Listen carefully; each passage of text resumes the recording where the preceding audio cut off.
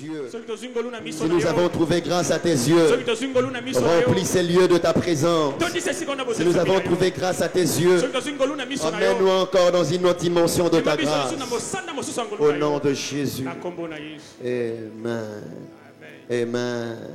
Amen. Ah, est-ce que tu peux bien acclamer le Seigneur? Est-ce que l'Église peut acclamer le nom du Seigneur? Est-ce que l'Église peut acclamer le nom du Seigneur? Ne le fais pas comme un robot, s'il te plaît.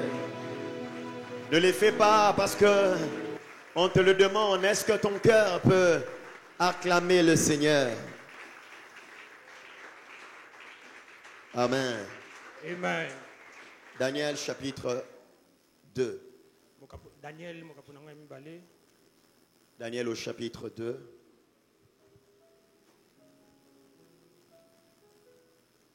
Daniel au chapitre 2. Nous lisons à partir du premier verset au verset 21. Nous lisons au nom du Seigneur Jésus. Je disais que nous lisons au nom du Seigneur Jésus. La seconde année du règne de Nebuchadnezzar, Nebuchadnezzar eut des songes. Il avait l'esprit agité et ne pouvait dormir. Le roi fit appeler les magiciens, les astrologues, les enchanteurs et les chaldéens pour qu'ils lui disent ses songes. Ils vinrent et se présentèrent devant le roi. Le roi leur dit: j'ai eu un songe, mon esprit est agité et je voudrais connaître ces songes. Les chaldéens répondirent au roi en langue araméenne: ô roi, vis éternellement, dis les songes à tes serviteurs et nous en donnerons l'explication. Le roi reprit la parole et dit aux chaldéens: la chose m'a échappé. Si vous ne me faites pas connaître le songe et son explication, vous serez mis en pièces et vos maisons seront détruites réduites en un tas d'immondices. Mais si vous me dites les songes et son explication, vous recevrez de moi des dons et des présents et des grands honneurs. C'est pourquoi dites-moi le songe et son explication. Ils répondirent pour la deuxième fois: que le roi dise le songe à ses serviteurs et nous en donnerons l'explication. Le roi reprit la parole et dit: je m'aperçois en vérité que vous voulez gagner du temps. Et parce que vous voyez que la chose m'a échappé. Si donc vous ne me faites pas connaître le songe, la même sentence vous enveloppera tous. Vous voulez vous préparer à me dire de mensonges et des faussetés en attendant que le temps soit changé. C'est pourquoi dites-moi le songe et je saurai si vous êtes capable de m'en donner l'explication. Les Chaldéens répondirent au roi: il n'est personne sur la terre. J'aime cette partie. Il dit: il n'est personne sur la terre qui puisse dire ce que demande le roi. Aussi jamais roi, quelque grand et puissant qu'il ait été, n'a exigé pareille chose d'aucun magicien, astrologue ou chaldéen. Ce que le roi demande est difficile. Il n'y a personne qui puisse le dire au roi, excepté les dieux dont les demeures n'est pas parmi les hommes. Là-dessus, le roi s'est mis en colère et s'irrita violemment. Il ordonna qu'on fasse périr tous les sages de Babylone. La sentence fut publiée, les sages étaient mis à mort et l'on cherchait Daniel et ses compagnons pour les faire périr. Alors, Daniel s'adressa d'une manière prudente et sensée à Arjoc, chef des gardes du roi, qui était sorti pour mettre à mort les sages de Babylone. Et il prit la parole et dit à Arjoc: commandant du roi, pourquoi la sentence du roi est-elle si sévère? Arjoc exposa à Daniel la chose. Et Daniel s'est rendu vers le roi et le pria de lui accorder du temps pour donner au roi l'explication.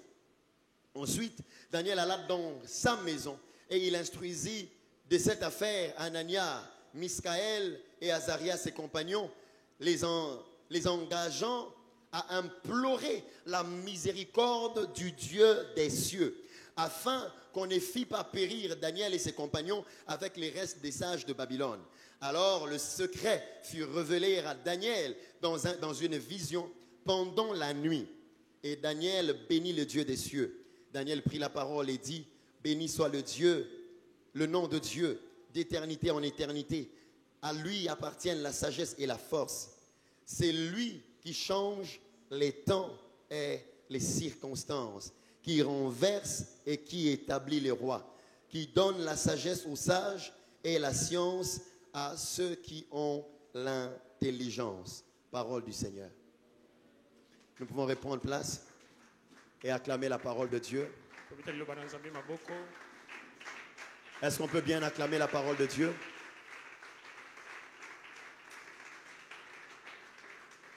C'était quand même une longue lecture, mais ça en valait la peine pour que nous puissions rentrer dans le contexte de notre thème. Jean-Paul, tu es déjà fatigué? Pardon? Je ne comprends rien. En fait, moi, tout ce que je veux, c'est que tu joues. Tout ce que tu me racontes là, ça ne me concerne vraiment pas.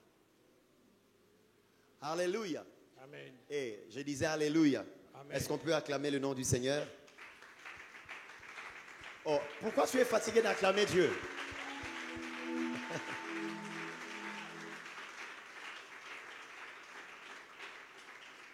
Amen. Amen. Je bénis le Seigneur pour ce soir, pour Épiscopé 2021. Dieu nous a fait la grâce pendant plus d'une année, ou encore pendant une année. Nous avons vécu et nous sommes encore en vie. Et nous nous retrouvons encore pendant ce temps de prière qui clôture l'année en même temps, ouvre l'année qui est en train de venir. Et cette année ici, le thème de notre temps de prière, c'est le Dieu qui change les temps. Et Dieu m'a promis une chose, qu'il y a les temps qui vont changer dans la vie de plus d'une personne. J'ai toujours cru que lorsque Dieu donne un thème, c'est que Dieu ne parle pas seulement parce que les activités doivent avoir des thèmes. Mais en réalité, à chaque fois qu'il y a un thème quelque part, c'est un message, c'est une dotation, c'est une capacité que Dieu introduit dans l'atmosphère pour ceux qui y sont. Et ce soir, je vais juste introduire ces longs périples que nous avons. J'essaierai de mettre un tout petit peu les bases sur notre thème, mais aussi parler un tout petit peu de ce qu'est épiscopé. Il y a beaucoup de gens qui se posent la question, pourquoi épiscopé? C'est vrai, c'est quelque chose que je dis chaque fois qu'on a épiscopé. Et j'aimerais encore le dire. J'aimerais encore que nous le sachions. J'aimerais que nous puissions avoir ces choses à cœur et à l'esprit. Parce que je n'ai jamais cru que Dieu convoque son peuple en vain.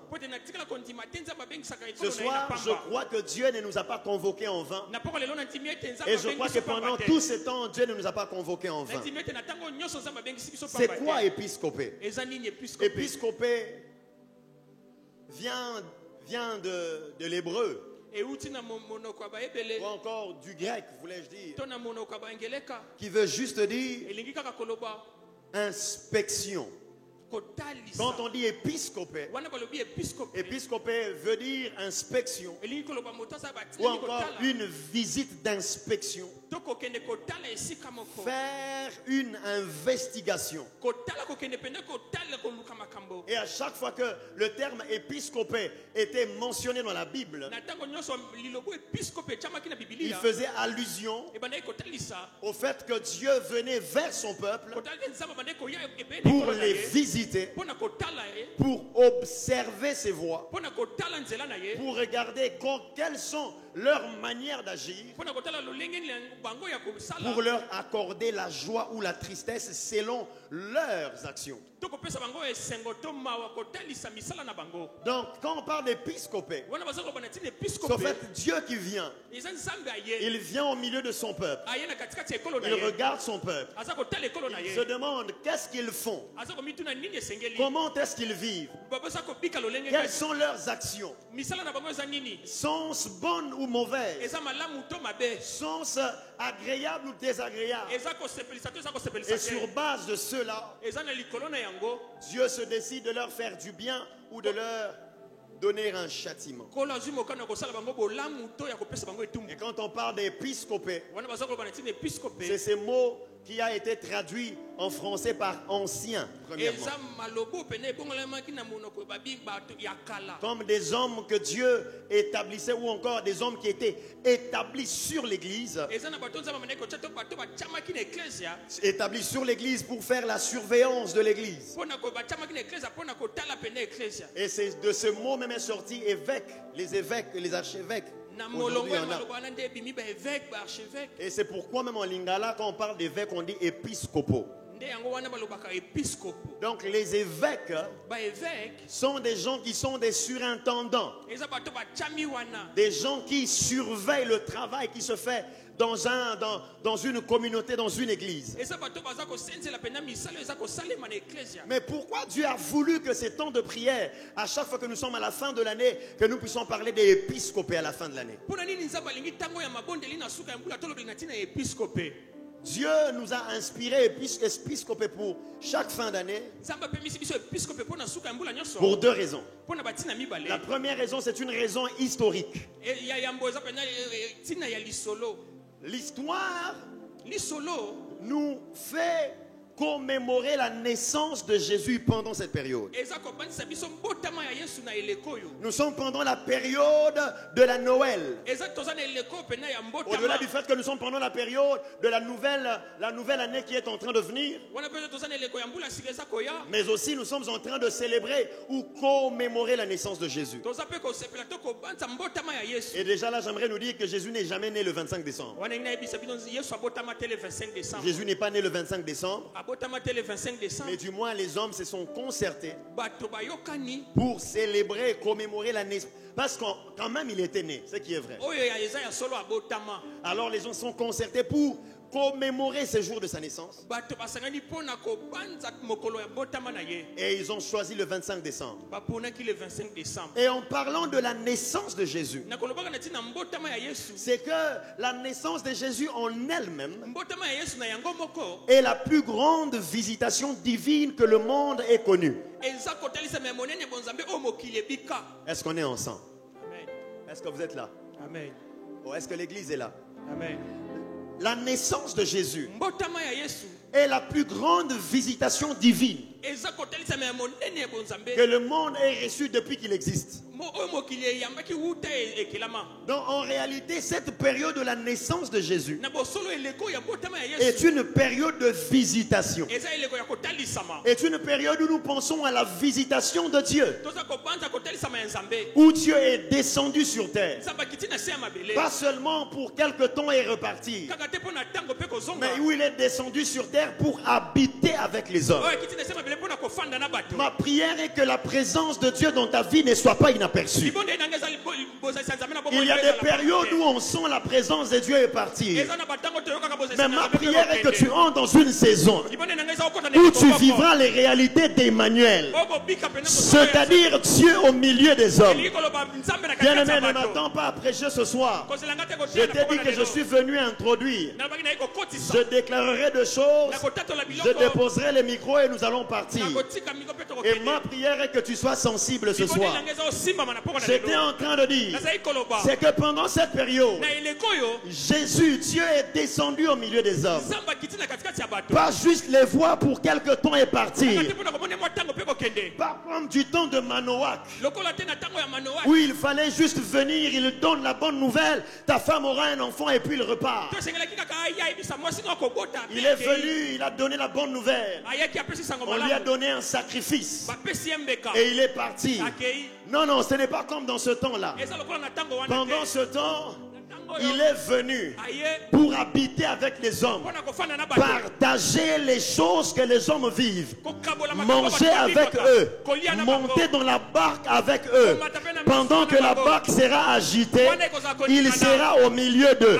J'aimerais dire à quelqu'un que la présence de Dieu dans ta vie devienne un peu plus effective. À cause de cette période, à cause de ces temps d'épiscopé. Mais au-delà du fait que cette période est une période où Dieu vient visiter. Pendant la période de la naissance de Jésus, il n'y avait pas que Dieu qui a visité le monde. Encore, il n'y avait pas que la visite de Dieu. Il y avait la visite des anges. Cette nuit, j'étais ici en train de prier. J'ai été visité par plusieurs anges. J'ai vu des anges en ces lieux. Et les deux anges que j'ai facilement reconnus, il y avait des anges de la guérison et les anges qui portent la gloire de Dieu. Le Seigneur m'a dit qu'il y a des gens qui vont être guéris en ces lieux. J'étais en train de prier. J'ai vu clairement dans mon esprit quelqu'un qui avait comme une main sèche, qui était une main sèche. Dieu fait en sorte que dès qu'il est entré, la main pouvait faire des mouvements. Et une autre chose que j'ai vue, c'était quelqu'un qui avait eu un problème avec sa jambe. Et le Seigneur l'avait guéri instantanément. Ma prière est que pendant ces temps, nous puissions expérimenter ces choses. Qu'est-ce que je veux dire? C'est que pendant l'épiscopé, lorsque Jésus était né, Dieu est descendu au milieu des hommes. Mais il y a des bergers qui avaient reçu la visite des anges.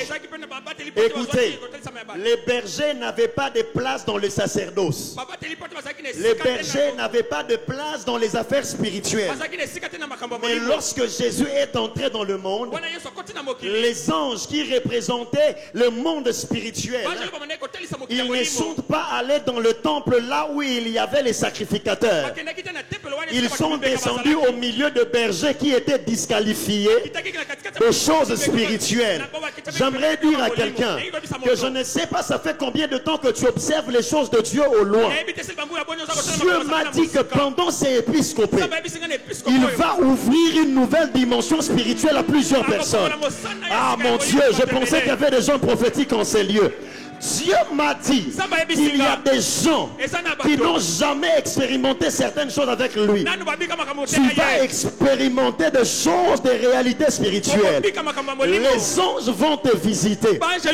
Dieu m'a même dit, Jonathan, que pendant ces temps, nos nuits ne seront pas de nuits ordinaires. Il y a des gens qui vont expérimenter des visitations pendant... Oh my God, oh my God. Seigneur, aide-moi à voir un peuple prophétique. Seigneur, aide-moi à voir un peuple assoiffé de ces choses. Je suis en train de dire que le Dieu des cieux s'est décidé que pendant cette période, il y a des gens qui vont vivre la visitation de Dieu. Il y a des gens qui vont recevoir les anges. Ma prière est que lorsque cet ange montera avec toi dans le taxi, qu'il ne descende pas avant que tu n'aies su que c'était un ange. Ma prière est que lorsque ces anges vont entrer dans ta chambre, qu'ils n'en sortent pas sans t'avoir donné ce pourquoi ils ont été envoyés. Les anges ne sont pas allés voir les sacrificateurs. Écoutez, Siméon a appris que Jésus était né après les bergers. Siméon était un prophète. Anne était prophétesse. Mais elle a appris la naissance de Jésus après les bergers. Ma prière est que parce que tu es dans la contrée d'épiscopés, la Bible dit que le berger était en train de paître non loin de là où Jésus était né. Parce que tu es dans la contrée de la visitation, que les choses que Dieu s'est décidé de faire dans cette contrée, que Dieu te les donne avant que les grands prophètes de cette nation l'apprennent. Il y a des bergers qui seront plus prophétiques que certains prophètes. Il y a des bergers qui auront de l'avance que certains prophètes. Pas parce qu'ils sont prophètes, mais parce qu'ils sont dans le sillage de la visitation. Parce qu'ils sont non loin de là où la visitation se fait. Ma prière est que pendant ces 14 jours, que tu sois là où la visitation se fait. Et parce que le roi n'arrive pas sans ses anges. Parce que le roi n'arrive pas sans ses anges. Que tu puisses recevoir la visitation. Que tu puisses recevoir les choses spirituelles. Que tu reçoives les avantages spirituels. Mais au-delà de cela, il n'y avait pas que les anges. La visite était aussi la visite des mages. Des gens qui sont venus de loin. Et une chose qui caractérise ces mages, ils étaient des hommes spirituels. Je ne dis pas ils étaient des enfants de Dieu. Ils étaient des astrologues, des hommes spirituels. La deuxième chose, c'est qu'ils étaient des hommes d'argent. Dieu m'a dit que pendant Épiscopé, il va occasionner des rencontres avec des hommes riches. Ok, tu ne m'as pas cru, c'est pas un problème. Mais je viens dire à quelqu'un qui me croit qu'avant la fin de cette année, Dieu fera en sorte que tu rencontres quelqu'un d'important, quelqu'un qui t'amènera de l'or, quelqu'un qui t'amènera de l'encens, quelqu'un qui t'amènera le myrrhe, parce que tu es dans l'atmosphère de la visitation. Il n'y a pas que les anges qui vont visiter, il y a aussi des hommes importants qui vont te visiter. Oh mon Dieu, je ne sais pas sur qui je le déclare, mais je lève ma main comme serviteur de Dieu et je déclare sur toi, il y a une étoile qui est sur toi. Les hommes importants venus de loin vont venir jusqu'à toi. J'aimerais dire à quelqu'un, les gens dont tu as besoin, tu n'iras pas les chercher.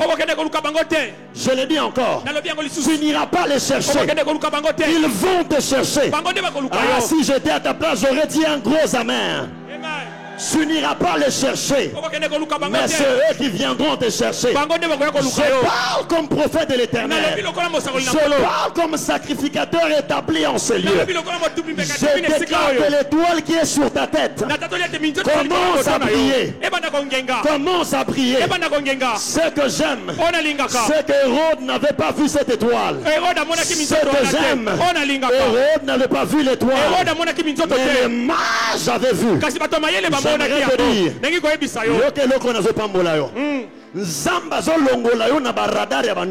amen. Amen. Oh my God. Les hommes qui chercheront à te détruire, le Seigneur va t'enlever de leur radar. La Bible me dit que lorsque les mages sont allés chez Hérode, ils n'avaient plus vu l'étoile. Lorsqu'ils sont sortis de chez Hérode, ils ont encore vu l'étoile. Et leur cœur était dans la joie. J'aimerais dire à quelqu'un, l'Éternel enlève ta vie des radars des sorciers. Non. Les sorciers ne sauront plus te repérer. J'aimerais le dire, que les hommes qui cherchent à te détruire, ils te chercheront sans succès. Mais les hommes qui chercheront à te faire du bien, Ata Abungi, Akoya Kotu na adresse liboso lupa unabi. Amen. Yaya napoka leo na iko teate. Napoka leo na iko sakola na iko koti sa épiscopé. Te dire dans quelle atmosphère nous allons naviguer pendant ce temps. Nazo mor yoka bato balota kabakolota o. Bato ba mona kabakomona yo. Je prie le Seigneur qu'un prophète rencontre quelqu'un quelque part. Attends, il a un numéro, motomosute numéro na yo. Dans épiscope, il y a aussi la visite des hommes importants. Il y a aussi la visite des hommes qui nous amènent des richesses. Ma prière est que tu fasses une visite, une rencontre, que tu reçoives une visite qui va changer l'histoire de ta vie. Je répète encore, je prie au nom de Jésus qu'avant la fin de cette année, tu reçoives une visite, tu fasses une rencontre qui change le cours de ton existence. Si tu le crois, donne-moi 3 fois amen. Acclame le Seigneur. Alléluia. La deuxième chose, à part le fait qu'épiscopé est quelque chose de historique, épiscopé est aussi une réalité spirituelle. C'est-à-dire que nous croyons que pendant cette période, au-delà du fait que nous sommes juste dans une simple commémoration, nous sommes dans une période vraiment de visitation, tel que je viens de le dire. Alors bien aimé dans le Seigneur, s'il y a une seule chose dont j'ai besoin avec toi, ou j'ai besoin de toi pendant ce temps, c'est que j'ai besoin que tu sois sensible, prêt à ne pas rater la visitation de Dieu. Parce que je suis convaincu de quelque chose. S'il y a une chose dont je suis très sûr, c'est que ces 14 jours ne passeront pas sans que Dieu nous ait visités. Non, je le répète encore. Ces 14 jours ne passeront pas sans que Dieu nous ait visités.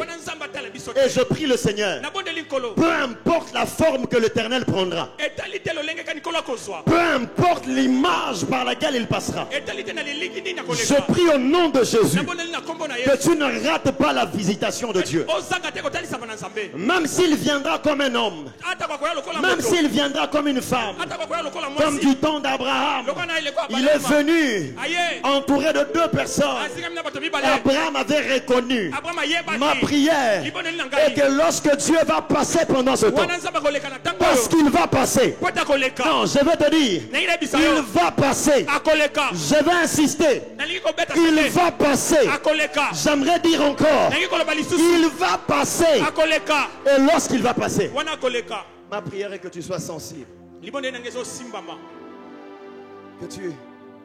que tu sois toujours aux aguets, tu ne puisses pas être en proie à la distraction. Bien-aimé, s'il te plaît, les jours ne se ressemblent pas. Les jours peuvent avoir tous un seul soleil et un même soleil. On peut avoir le même soleil tous les jours. Mais il y a des jours qui sont dotés de choses différentes dans le monde spirituel. Mais après avoir parlé d'épiscopé, permets-moi pendant quelques minutes de te parler par rapport à ce thème, par rapport à ce texte que nous avons lu. Un merveilleux texte. Un merveilleux texte. Et ce soir, j'aimerais dire 2 ou 3 choses sur ce texte. Nous allons prier, partir et revenir demain. Et ma prière est que demain, nous soyons là un peu plus tôt. Et nous allons vraiment prendre le vol et nous allons partir. Mais déjà ce soir, je crois que nous allons passer encore des moments dans la prière. Est-ce que quelqu'un est décidé à prier? J'ai l'habitude de dire,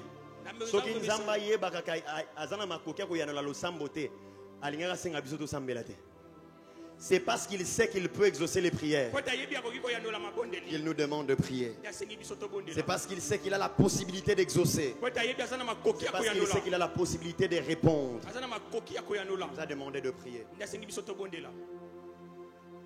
Notre thème, c'est le Dieu qui change les temps.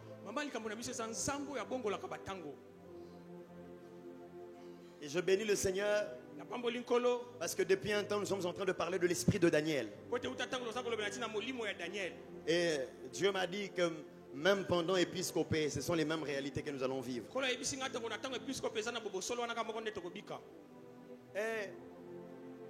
Et L'une des choses essentielles que j'aimerais que nous retenions par rapport à ce thème, c'est que l'histoire d'où est sorti ce thème est une histoire très spirituelle.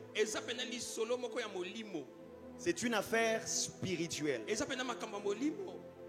Et j'aimerais vous dire que l'épiscopé de cette année est une affaire très spirituelle. Alors, je prie Dieu que nos frères qui viendront conduire les temps de prière de temps en temps ici, les frères de la chorale, ma prière est que vous soyez très connectés à l'Esprit de Dieu. Parce que nous allons passer nous serons et nous sommes encore dans une atmosphère très très spirituelle. Mais comme vous le savez, Hébreux chapitre 11 verset aïe aïe aïe vous n'avez pas encore retenu. Hébreux chapitre 11 verset 3. Ce texte-là, il faut, je ne sais pas où est-ce qu'on doit l'écrire, on doit le retenir. Nous croyons que tout a été fait par la parole de Dieu, de sorte que tout ce qui est visible vient de l'invisible. L'un des principes qui règle le monde, l'un des principes qui régit le monde entier. Alors mieux tu le connais, mieux tu le cernes, mieux tu règnes. Non seulement que nous savons que tout ce que nous voyons vient de l'invisible.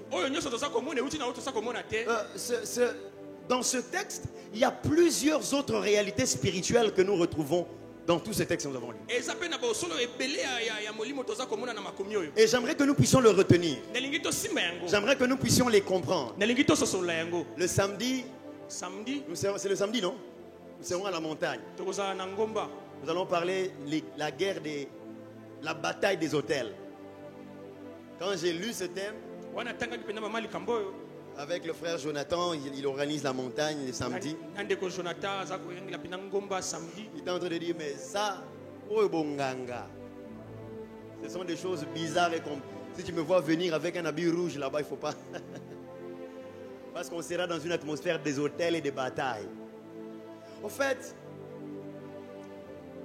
bien aimé, plus tu comprends les règles fondamentales, spirituelles, plus tu seras en train de régner dans le monde. Et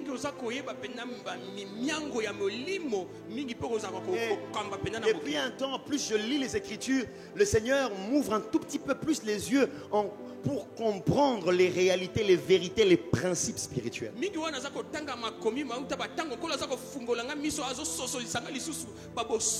de temps, ce soir, je ne parlerai que de trois choses. Pendant l'épiscopé, j'aurai certainement le temps de revenir et je parlerai d'autres. J'en parlerai d'autres. Mais la première chose que ce texte nous révèle, non seulement que nous sommes dans une atmosphère spirituelle, c'est que nous devons comprendre, c'est que il y a des choses qui sont au-delà de la portée des hommes. Qu'est-ce qui se passe? Le roi fait un rêve. Il oublie le rêve. Il appelle des hommes pour lui donner l'explication et le rêve même qu'il avait oublié. Mais quand il appelle des hommes, il n'appelle pas n'importe quels hommes. Il appelle des hommes qui ont un accès dans le monde spirituel. Pourquoi? Parce que le roi, aussi sage, aussi puissant, aussi riche qu'il était, il savait qu'il y a des choses dans la vie qui ne répondent pas aux lois humaines. Il y a des choses qui vont un tout petit peu au-delà de la capacité des hommes. Et Dieu m'a dit que pendant l'épiscopé, nous serons en train de traiter des choses que l'intelligence ne peut pas traiter. Ah, voilà comment tu me donnes amen. Dieu m'a dit que nous serons en train de résoudre des énigmes que la médecine ne peut pas résoudre.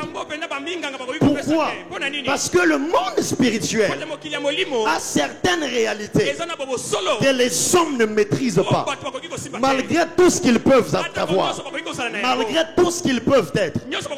Le roi n'a pas appelé des guerriers. Le roi n'a pas appelé l'armée. Parce qu'il y a certaines situations dans la vie qui ne requièrent pas l'argent, qui ne requièrent pas la force humaine. Il y a certaines situations dans la vie qui ont besoin d'une intervention spirituelle et surnaturelle. Ma prière est que tu comprennes ça. Bien-aimé, si tu comprends que ta vie ne se résume pas seulement à ce que tu vois, ce que tu entends, ce que tu touches, il y a des choses pour lesquelles tu ne perdras pas le temps dans les réflexions. Le roi s'est réveillé le matin. Il n'a pas pu dormir. Il appelle les sages. Il appelle les sacrificateurs. Il appelle les prêtres pour que ceux-ci puissent lui donner le rêve. Parce qu'il savait que ces choses ne relevaient pas de la sagesse humaine, mais il y avait besoin d'un apport spirituel. Écoute-moi, ce n'est pas tout le combat que tu dois mener avec tes paroles. Ce n'est pas tous les combats que tu dois mener avec ton intelligence. Il y a des moments dans la vie, quelqu'un vient et t'insulte. Ce que toi tu as à faire, ce n'est pas lui faire de reproches. Toi, ce que tu as à faire, c'est aller te mettre à genoux et prier. Parce que dans certaines insultes publiques, il y a des réalités spirituelles profondes. Et si tu t'attardes à t'attaquer à ces histoires physiques, tu seras en train de perdre ton temps pendant que l'ennemi est en train de gagner du terrain. Ma prière est que Dieu te donne le discernement, que tu comprennes que Moutoua Inakowana na Moussala, Moutoua Kombataka ministère Wana, c'est peut-être juste un simple pion. Le camp de l'ennemi est en train de souffrir de la présence du centre de rafraîchissement. Alors ils ont pris un pion pour venir insulter, pour venir parler. Ah, ne vous occupez pas des insultes. Priez, parce que l'ennemi est en train de chercher autre chose. Il y a des insultes qui ne sont pas des insultes. Il y a des insultes qui ne sont que des distractions.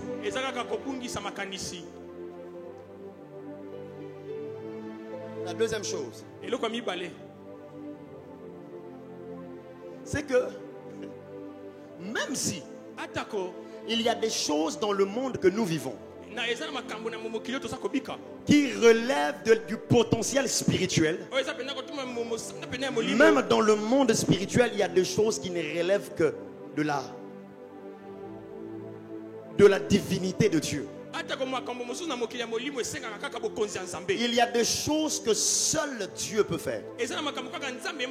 La Bible dit, ces gens ont dit au roi que ce que tu demandes, même nous avons accès au spirituel. Mais malgré notre accès au spirituel, nous n'avons pas accès à ces choses. Avant que je ne parle de Dieu, j'aimerais te faire comprendre quelque chose. C'est que non seulement le monde physique est géré par le monde spirituel, le monde spirituel a des niveaux et des dimensions. Écoute-moi, il y a certaines choses que tu ne sauras jamais manifester dans le monde physique si seulement tu n'as pas un certain nombre d'accès dans le monde spirituel. Ma prière est que pendant Épiscope, que Dieu puisse nous initier à une autre dimension de la divinité. Écoute, il n'y a pas que des initiations à l'occultisme. Dieu peut nous initier. Oh my God. Dieu peut nous initier nous introduire, nous apprendre une nouvelle dimension spirituelle. Ma prière est que Dieu t'ouvre une nouvelle porte. Ma prière est que Dieu t'ouvre une nouvelle dimension spirituelle. Le problème avec toi, c'est que tu penses que tout ce que tu as déjà vécu avec Dieu, c'est tout ce que Dieu a. Il y a des choses plus grandes que celles-là. Oh mon Dieu, il y a des choses plus grandes que celles-là. Il n'y a pas que la dimension d'écouter les rêves et de traduire. Il y a aussi la dimension de ne pas écouter les rêves, de les connaître et de les traduire par la suite. Ma prière est que Dieu t'introduise dans une dimension supérieure. Il y a des choses qui ne se font qu'en Dieu. Écoutez, les occultistes ont un niveau bas que celui de notre Dieu. Que Dieu m'aide à nous faire comprendre ceci. Écoutez, si vous avez appris qu'un occultiste a fait quelque chose, nous devons nous dire que nous pouvons faire beaucoup mieux que ça avec Dieu. Écoutez,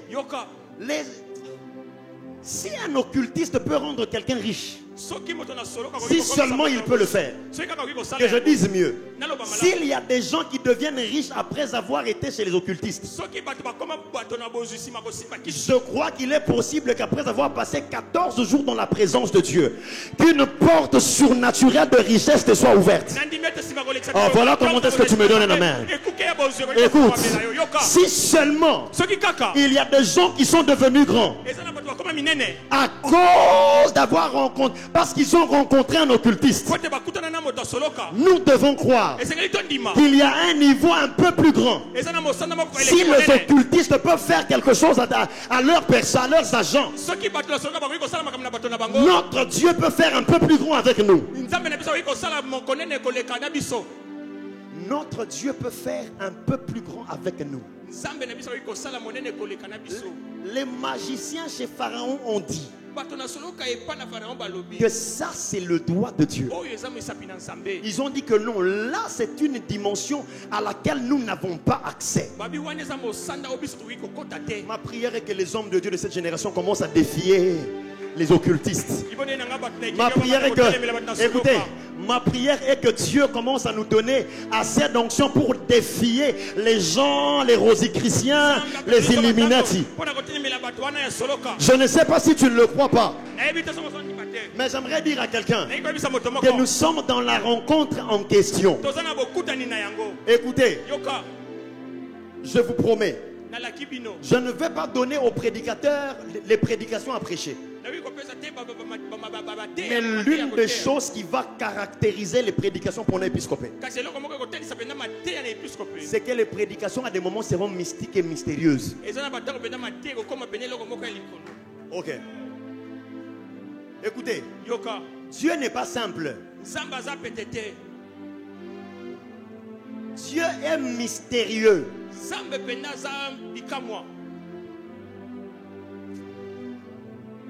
Je dis la troisième chose. Il va nous aider. C'est que non seulement ce texte nous apprend qu'il y a une dimension qui est réservée à Dieu, mais cette dimension réservée à Dieu est disponible pour ceux qui sont attachés à Dieu. Tu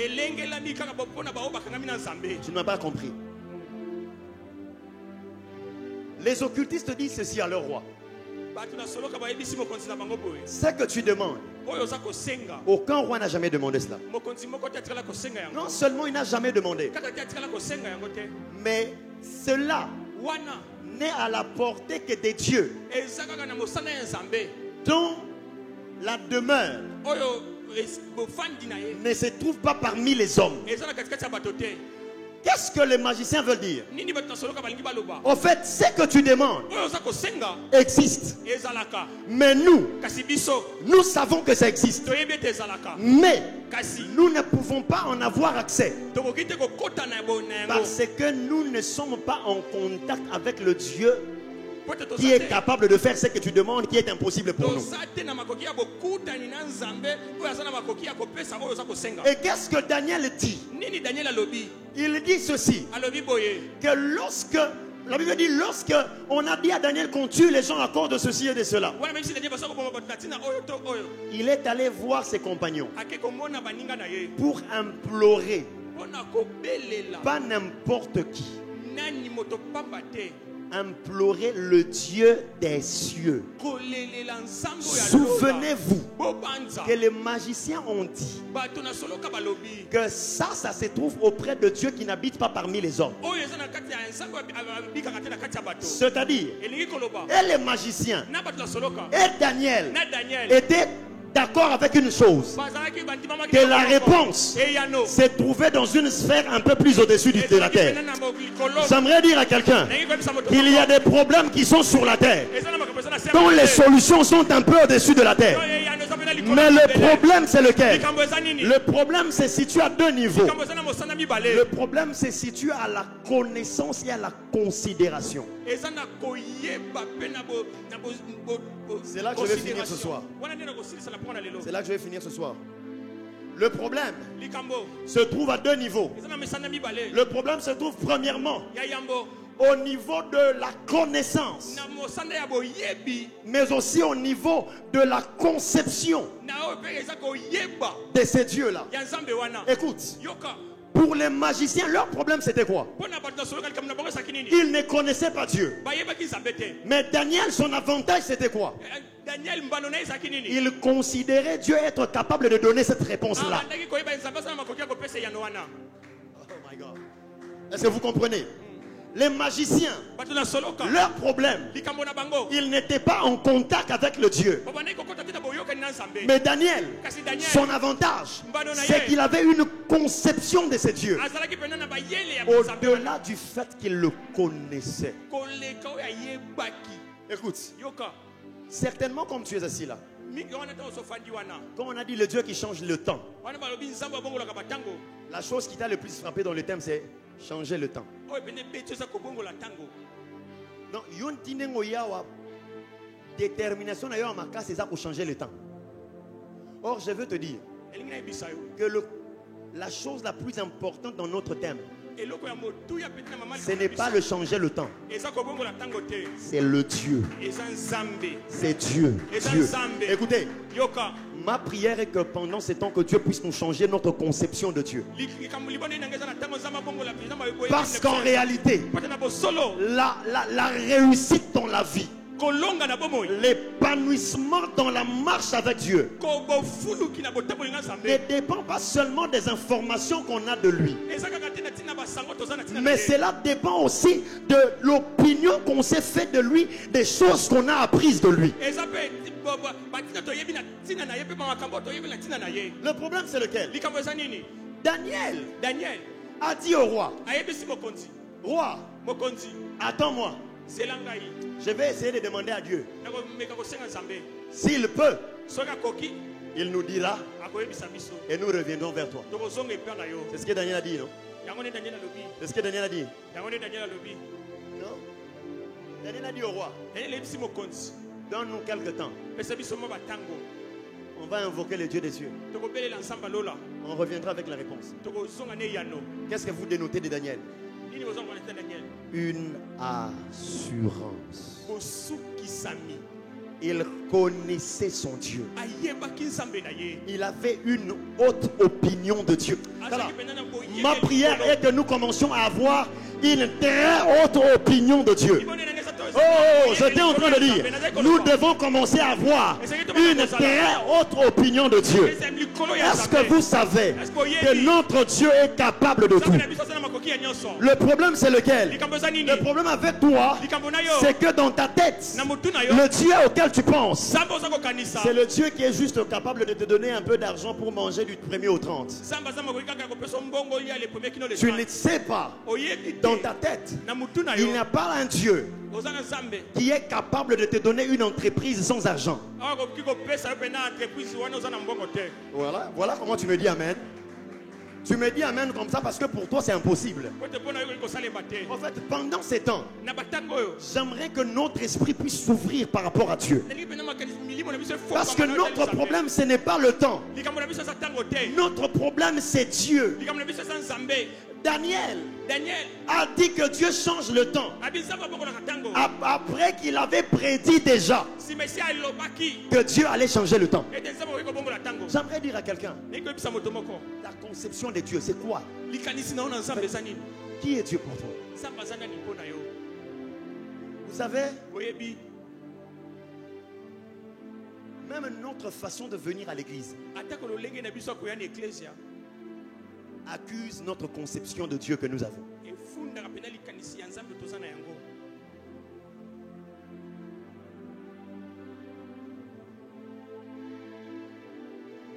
Et la conception de Dieu commence par la connaissance de Dieu.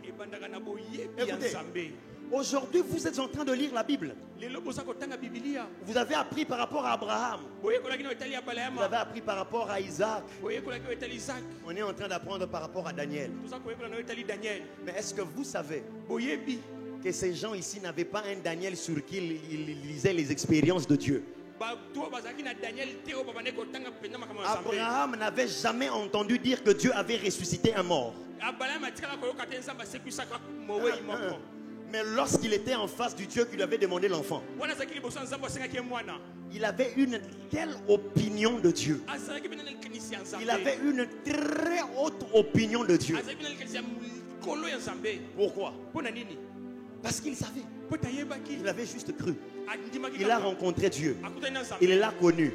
Et il a commencé à lui faire confiance. Sur base de quoi? La foi. Aujourd'hui, toi, tu vas lui faire confiance sur base de ce qu'il avait fait avec quelqu'un d'autre. Bien aimé dans le Seigneur, est-ce que vous ne voyez pas que nous risquerons d'être jugés un peu plus sévèrement que ces gens-là? Parce que par rapport, nous connaissons que Dieu a donné l'enfant à Abraham. Abraham n'avait jamais entendu que Dieu avait fait enfanter une stérile. Abraham n'avait jamais entendu que Dieu avait ressuscité un mort. Mais nous avons déjà entendu. Je crois que nous devions avoir un peu plus. J'aime ces gens qui ont marché avec Daniel. Ils ont dit à Daniel, ils ont dit au roi, roi, nous savons que notre Dieu peut nous délivrer de ta main. Est-ce qu'il y a des chrétiens qui peuvent arriver à ce niveau-là?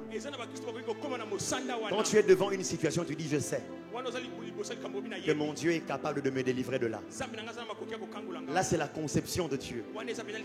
La conception que tu as de Dieu. Mais maintenant, la connaissance de Dieu va t'amener à ceci. Que je sais qu'il peut le faire. Mais même s'il ne le fait pas, la conception de Dieu t'amène à croire qu'il peut faire. La connaissance de Dieu te fait lever tout en étant conscient qu'il peut ne pas faire. Et malgré qu'il ne le fera pas. Écoute, je prie Dieu que Dieu t'ouvre des grandes portes. Je prie Dieu qu'il t'ouvre des cieux. Mais au-delà de tout, ma prière est que même si tu ne reçois pas ce que tu attends, que tu dises à cette situation, même si je ne reçois pas ce mariage avant la fin 2022, je ne vais pas abandonner Dieu.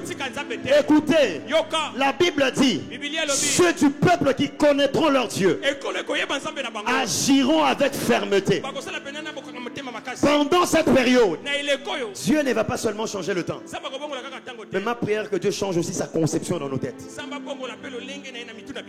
Oye banzambe différemment. Il y a des moments où tu trembles devant certaines situations parce que tu ne connais pas Dieu.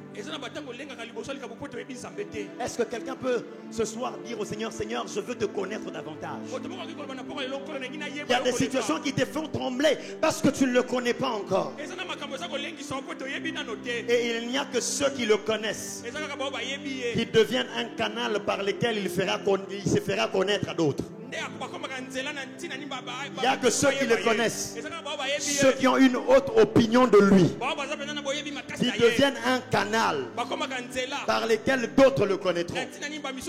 Ma prière est qu'après ces 14 jours, que Dieu puisse se révéler à d'autres personnes au travers de ce qu'il fera dans ta vie.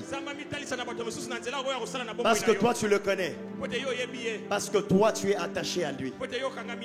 Alors, au travers de toi, les magiciens sauront qu'effectivement Il y a un Dieu dans les cieux. Parce que Dieu ne sait pas seulement changer le temps. Il s'est élevé. Il s'est rabaissé. Bien-aimé dans le Seigneur, ce temps est un temps où le Seigneur nous ouvre les portes des cieux pour que nous puissions monter, le connaître davantage, pour que nous puissions monter, apprendre encore sur lui. Pendant ces 14 jours, ne viens pas seulement prier pour que le temps change, mais viens aussi avec un cœur qui veut connaître le Dieu qui change le temps. Viens avec un cœur qui cherche à savoir qui il est. Parce que plus tu sais qui il est, tu pourras vivre ce qu'il fait.